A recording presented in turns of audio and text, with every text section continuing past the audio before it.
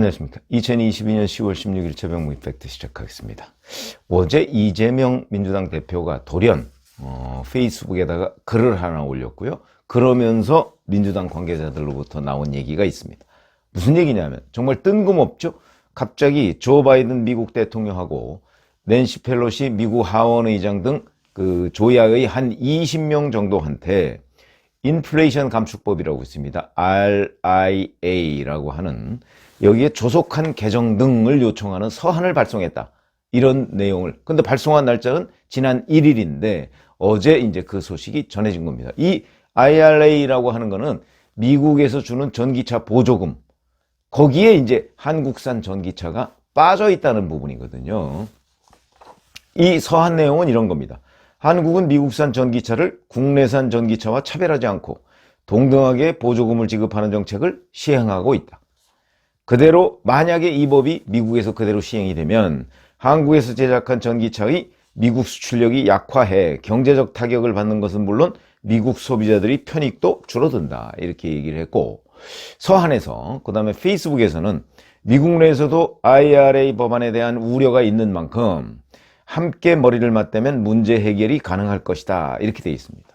물론 이거는 윤석열 정부가 이 IRA에 대해서 제대로 대응을 못하고 있다는 점을 아마 부각시키려고 서한도 발송하고 페이스북에다가 이런 걸 이제 쓰고 그 직접적인 이유는 그걸로 보입니다만은, 자, 우리 이 IRA법이 미국 의회에서 그야말로 전격적으로 발의되고 그 다음에 바이든 대통령이 서명해서 시행이 되는데 그 이후에 의회, 행정부 등에서 이제 재검토 움직임이 지금 활발하게 진행이 되고 있습니다.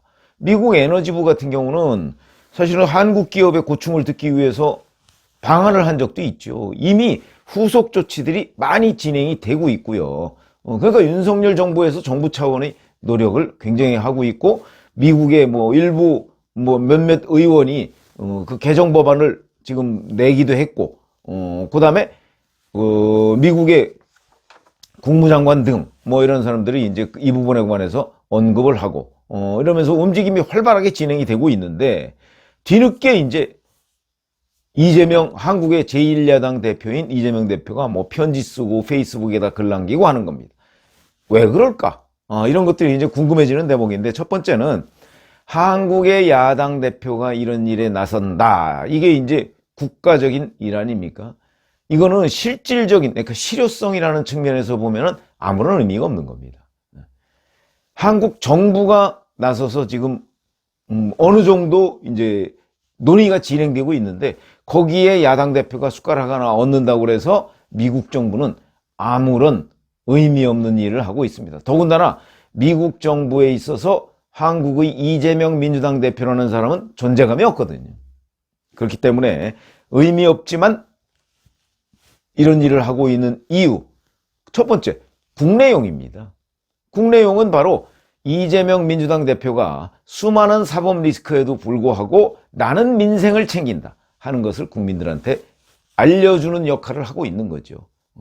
당장 저희만 해도 그렇고 일부 이제 보도가 나올 겁니다.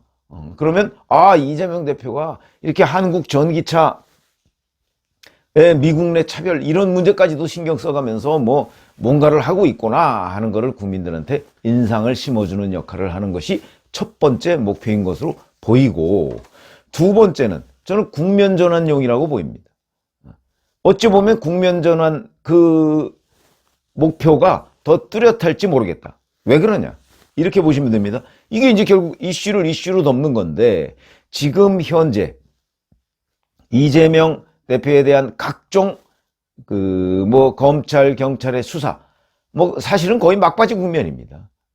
수원지검 같은 경우는 이제 대북 송금 부분까지 지금 들여다보고 있는 것으로 알려져 있는데, 수원지검의 최종 수사 목표가 뭔지는 조금 더 좀 진전이 돼봐야 알겠습니다. 왜냐하면 처음에 거기서 변호사비 대납 의혹을 수사하고 있었죠. 그 다음에는 쌍방울의 배임 횡령 부분을 수사하고 있었습니다. 지금도 하고 있죠, 계속. 그러더니 갑자기 이화영 전 경기도 평화부지사의 뇌물 부분을 수사해서 이화영 전 부지사를 구속, 기소까지 마쳤습니다. 그러더니 이제 이화영 전 평화부지사가 손댔던 아태협의 대북 송금 의혹, 이 부분까지도 지금 이제 압수수색을 엊그제 실시했거든요. 그렇게 보면 너무 여러 갈래로 수사가 진행되고 있는데 아마도 이게 어느 한쪽을 지금 향하고 있는 것 아닌가, 이런 생각은 드는데 뚜렷하지가 않습니다. 그 부분을 저도 좀 취재를 해봤는데 명확하지가 않습니다. 지금 수원지검이 하고 있는 것이 변호사비 대납 의혹 수사가 잘 안 되니까 이쪽을 건드리고 있는 건지, 아니면 그게 전부 다 연결이 돼 있는 건지가 명확하지가 않고 이제 취재가 잘 안 되는 거죠. 어찌 보면 수원지검도 아직까지는 그 부분에 관해서 가시적인 성과가 없기 때문에 뭐라고 설명을 할 수 없는 상황이 될 수도 있겠다. 여하튼 수원지검이 굉장히 여러 갈래로, 지금 현재는 여러 갈래로 보이는 그런 수사 방향을 잡고 이재명 대표 주변을 지금 수사를 하고 있는데, 현재까지 이재명 대표가 툭 튀어나온 거는 없는데, 문제는 어느 사안에 있어서도 다 이재명 대표라는 그 변수를 빼면 이게 무너지는 논리로 돼 있습니다. 특히 쌍방울과 이재명 대표와의 관계, 본인은 뭐 내복 한벌 사이부분밖에 없다고 얘기를 하지만 그 관계는 이재명이라는 사람을 뺐을 때는 이 관계가 설명이 안 됩니다.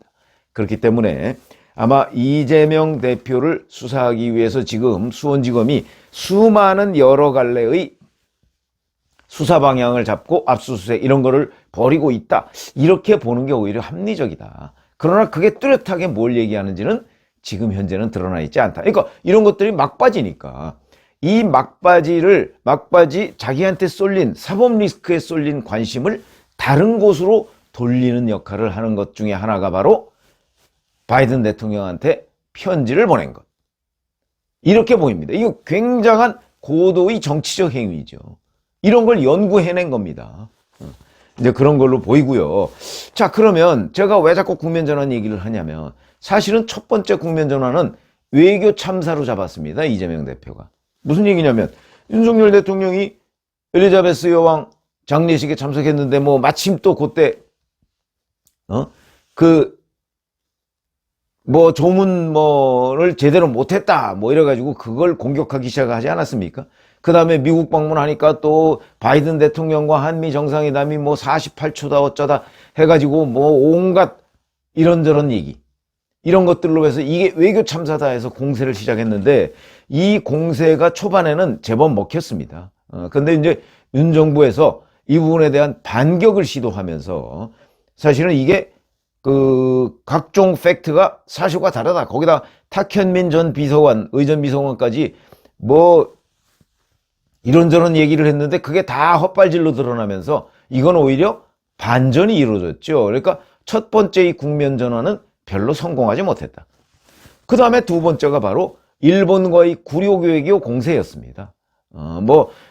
기시다 일본 총리가 그 행사를 벌이고 있는 곳에 윤석열 대통령이 가서 뭐 30분간 했는데 일본 정부에서는 간담이라고 하고 한국 정부에서는 회담이라고 한다.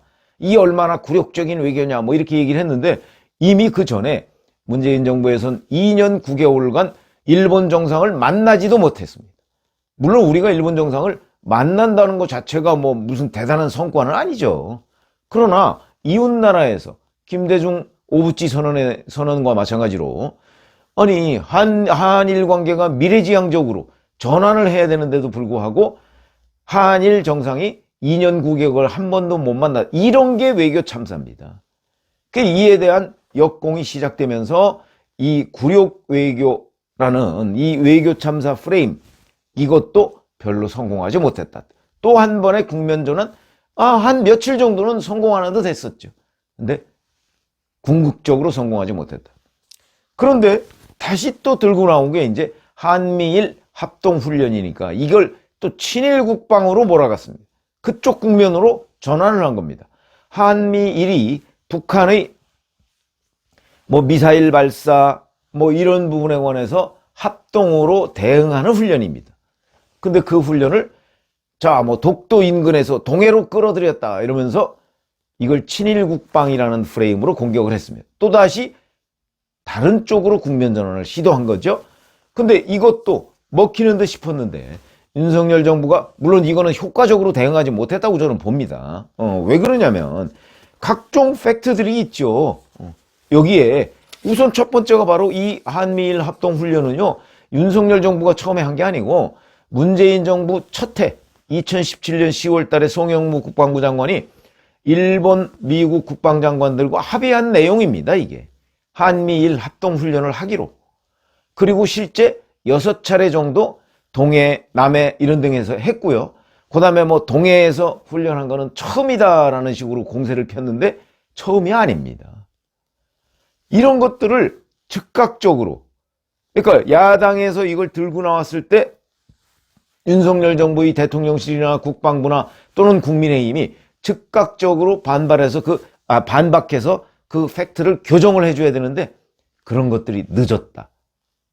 그 대응이 늦은 거죠. 그런 점에서 초반에 좀 엉키기는 했습니다만은 어찌됐든 간에 나중에 결국 아니 당신들이 합의한 대로 우리가 지금 하는 거야 라는 거. 그 다음에 문재인 정부 때도 동해에 있었잖아. 그리고 동해 뭐 독도 인근이라고 무슨 얘기야. 독도에서 오른쪽으로 185km, 일본 본토에서 120km. 그럼 일본 근해지. 우길기? 아니 노무현 전 대통령 시절에 인천항에 우길기 달고 일본 군함 들어왔잖아.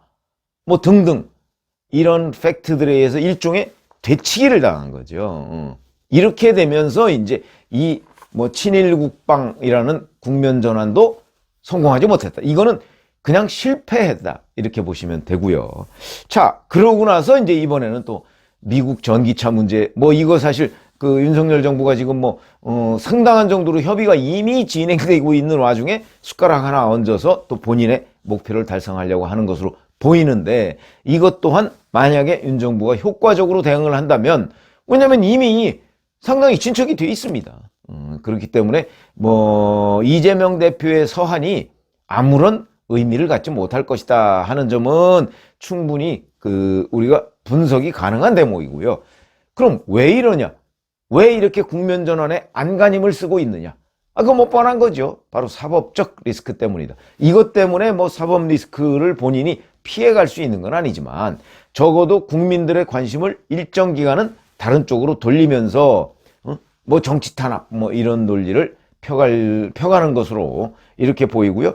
아마 이 다음번에는 저는 남북 관계를 들고 나올 것으로 보입니다. 지금 김정은이 이렇게 수많은 미사일 도발 뭐 이런 거, 그다음에 뭐 방사포 도발, 뭐 9.19 합의 무시 뭐 이런 것들을 하는 이유, 물론 북한의 내부 사정이 뭐 좀 복잡하고 그래서 외부로 관심을 돌리려는 뭐 의도, 뭐 그것도 있을 것이고요. 그러나 북한 내부 사정을 우리가 지금 정확하게 모르고 있지 않습니까? 그런 것도 있을 것이고, 또 그다음에 제가 좀 취재를 해보니까 그거보다는 오히려 윤석열 정부 흔들기로 보는 사람들이 많더라고요. 전문가들 중에. 무슨 얘기냐면 윤석열 정부의 국정 운영 지지율이 사실 지금 뭐 한국갤럽 기준으로 30%를 넘지 못한 지가 몇 달째 됩니다. 자, 이러다 보니까 부정평가는 그 2배가 넘습니다. 뭐 지난주 같은 경우 63% 뭐 이 정도가 되죠.